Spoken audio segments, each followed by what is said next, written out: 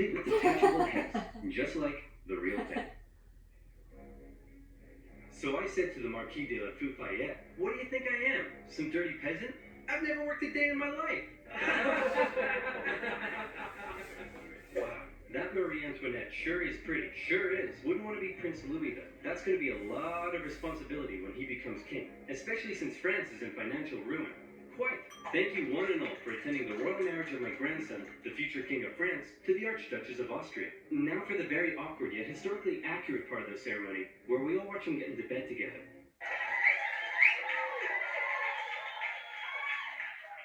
All right, now that's out of the way. Let's leave the royal couple to it.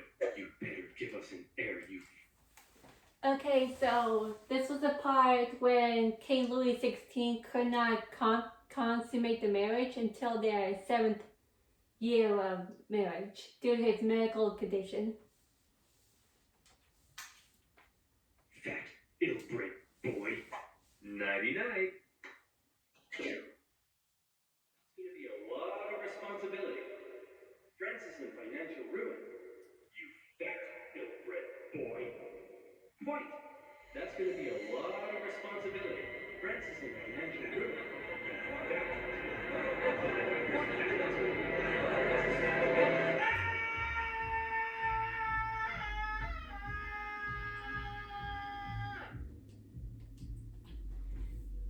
Also, King Louis XVI was not ready to become king, but he did try, but unfortunately he failed.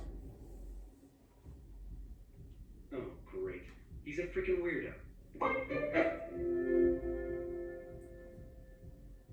France, the most prosperous, cultured, and beautiful nation in the world, as it had been for centuries. An exquisite social culture, with the king and the upper classes throwing crazy parties every night, enjoying high living and fine dining.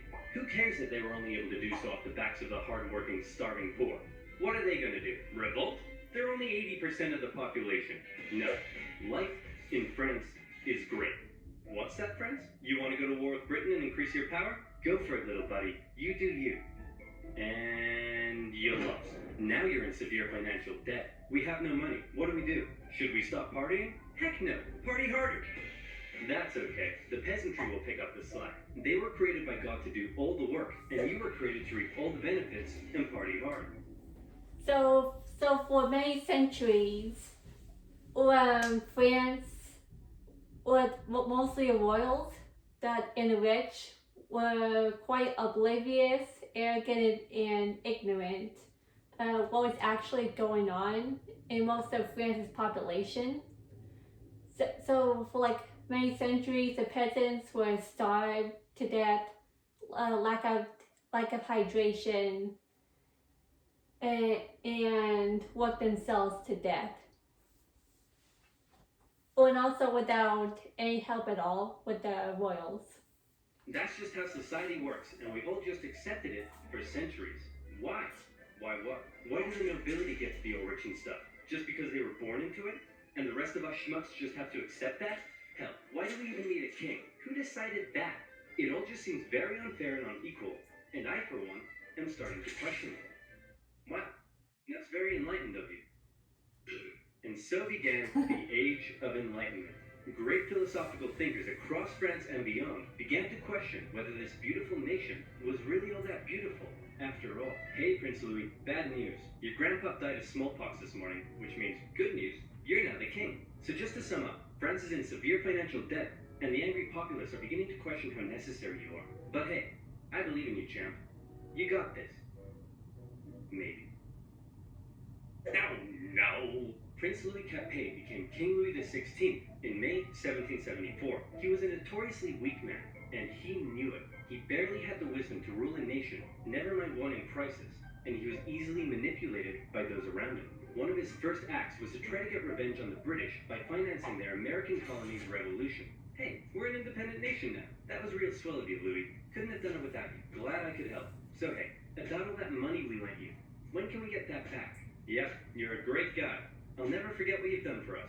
Real glad I could help, friend, but about that money, gotta go now, chump. Best of luck to you. No. So that's what actually happened. when America got the American independence. So King Louis the 16th was screwed and became more financially in debt. And now France was in even more debt. France's poor, suffering under the strain of economic ruin, watched as the nobility continued to live as though nothing was wrong. In particular, they grew increasingly disdainful of the Queen, Marie Antoinette, as she continued to spend all of France's money on her own luxurious lifestyle and fashion. While the peasants were breaking their backs in the fields, she was walking around like, hey, my hair is a boat. I'm not making that up. Her hair really was a boat. And her lavish spending earned her the nickname Madame Deficit. And speaking of the Queen, there was also a long-standing scandal around the fact that the king took a very long time to boink her, and the working classes of Paris began ridiculing the royal couple with lewd pamphlets depicting the Queen as a court thought, and the king as a wuss, unable to fulfill his marital duty. Respect for the monarchy was at an all-time low, as France's finances were spiraling out of control, and the king and his aides really only had one solution to the crisis: tax the poor. Tax the poor. We could do a sexy calendar shoot. Tax the poor. And so it was. The poor, who were already struggling to make ends meet, found themselves being taxed from every direction. Hey, I'm the royal tax collector. Looks like you get to pay your income tax, head tax. By the way, how many windows you got in that house of yours? 3? Oof, yeah, there's gonna be a tax for that. Hey, your local priest here, have you paid your church tithe yet? Well, at least this one is going to the good work of God. Sure. God. I think this year, God wants me to buy a new swimming pool. Hey, private tax collector here. Oh, and I brought some goons with me. Just a few quick questions. How much salt did you buy this year? About 7 kilos, I think? Yeah, okay, there's gonna be a tax for that. Oh, what's that over there? And that's extra salt I held over from last year, so I wouldn't have to buy as much this year. Oh, yeah, there's a tax for that. And what are you doing with all this salt? Well, obviously cooking. On the table. Yep. And preserving fish and meat. Oh no. Yeah, and there's a tax for that. Hey, how old is he? He's 9. And so he's purchased his required amount of salt for this year, right? What? No, he's 9. Uh-oh, sorry, little Timmy. Looks like I'm gonna have to tax you for that.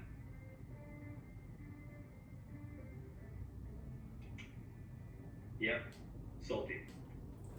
So paying for having the poor pay for tax was kind of a bad decision, since it made the peasant population grow angrier and more tense at the royals, especially with Queen Mary Antoinette for being completely oblivious and ignorant of what was actually going on around the palace. There's going to be a tax for that. And that's not all.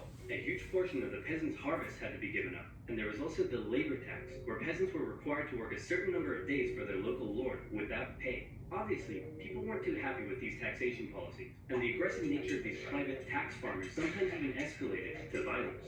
In particular, though, the people really hated how inconsistent the taxation rules were across the nation, and also the fact that the first 2 estates often had to pay very little, if any tax at all. And so, the anger continued to grow. France had a population that was just about ready to explode. What could push them over the edge? How about a touch of natural disaster? A series of harsh summers and winters left the peasants' harvests in ruin, meaning they had no food or money, and the cost of bread skyrocketed. Of course, the upper classes had massive stocks of grain and wheat, so they were virtually untouched by this new crisis. But now the poor really were starving, and they began to riot. Women took to the streets. Bakeries were raided, and bakers suspected of keeping bread for themselves were sometimes even hanged.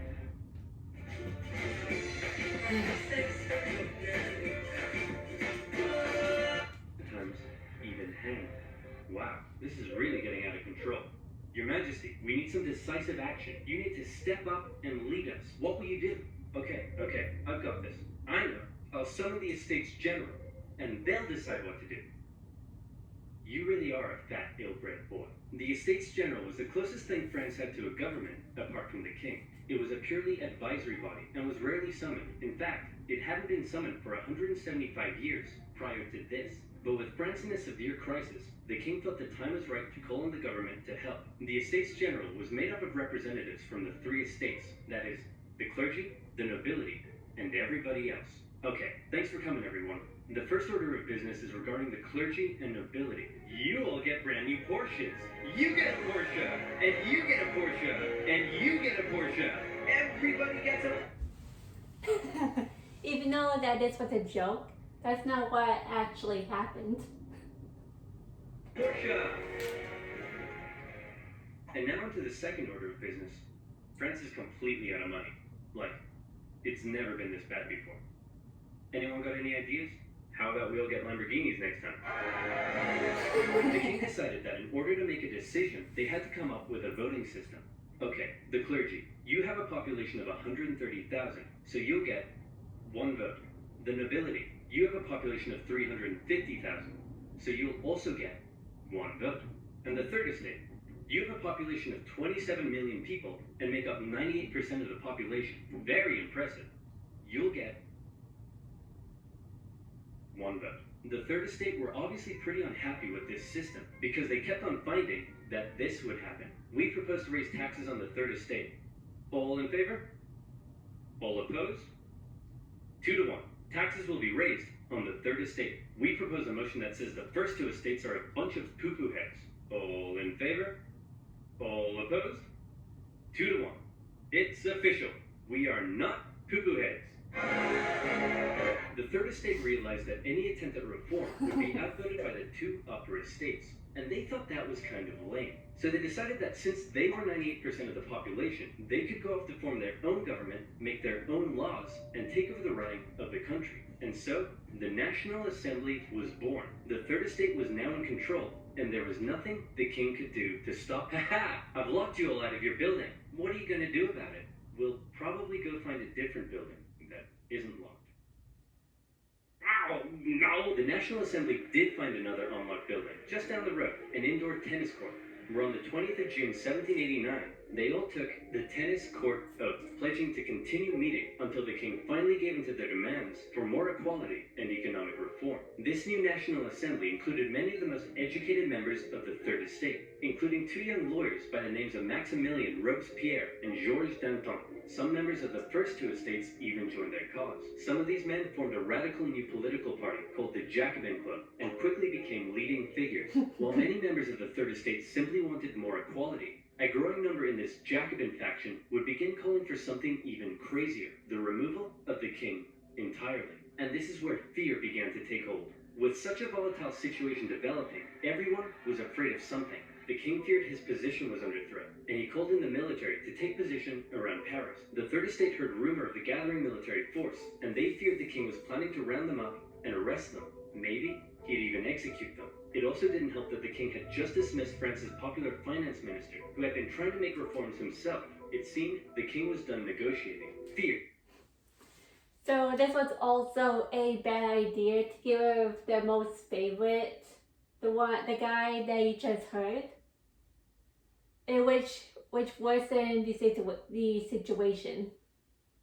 Left unchecked often boils over into anger, and anger detonates with violence. The angry people of Paris, after centuries of cruel inequality, harsh oppression, even starvation, fearful of having their new movement for reform demolished so soon, decided that it was now or never to take action. Screw reform. They decided they'd do one better. How about revolution? The people of Paris, believing the French military was preparing to attack, decided they should arm themselves. The National Assembly announced the creation of a bourgeois militia, the National Guard, and immediately, many troops from the French military defected over to the revolutionary side. In the early hours of July 14th, 1789, a large crowd stormed and raided the Hôtel des Invalides, a military hospital where they were able to secure a large number of rifles. The bad news was they weren't able to find any gunpowder for their new weapons. The good news was they knew exactly where to get some. And this is how we load the mix-ins into Blue Bunny's loaded treats. Who wants to do the... New weapons. The good news was they knew exactly